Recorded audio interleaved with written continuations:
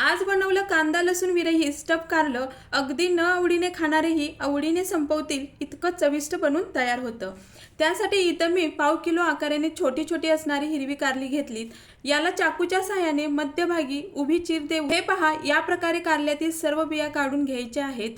नंतर मीठ आणि हळद घेऊन मिक्स करायचं आणि आता हे कारल्याच्या आतून चोळून चोळून लावायचं आहे. सर्व कारल्यांना लावून घेतलं. नंतर इथं मी पाणी उकळण्यास आधीच ठेवलेलं. पाण्याला उकळी आल्यावर याच्यावर मोदक पात्र ठेवून कारली ठेवली आणि वरती ताट झाकून मिनिटभर कारली वाफलवून घ्यायची आहेत. एक लक्षात ठेवा, कारली फक्त वाफलवून घ्यायची आहेत, शिजवायची नाहीत. कारलं 80% शिजलं जाईल इतपतच शिजवायचं आहे. खूप जास्त शिजवायचं नाही, नुसतं वाफलवून घ्यायचं. नंतर कारली वाफल्यावर लगेच थंड पाण्यात काढून घ्यायची, म्हणजे कुकिंग प्रोसेस लगेच थांबते. नंतर सर्व कारली पाण्यातून चोळून धुवून घ्यायची. आता कारली धुतल्यावर एका ताटात काढून घ्या.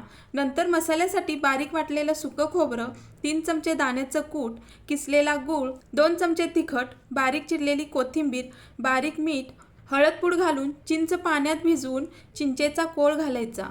चिंच आणि गूळ याने कारल्याचा कडवटपणा कमी होतो. नंतर याच्यात 1 चमचा तेल घालून सर्व चांगलं एकजीव करून मसाला तयार करून घेतला. नंतर मी दाखवल्याप्रमाणे कारल्यात मसाला दाबून भरून घ्यायचा आहे आणि एक्स्ट्राचा मसाला काढायचा आहे. याप्रमाणे सर्व कारली भरून घेतली. आता इथं मला कारली खूप छान मिळाली आहेत.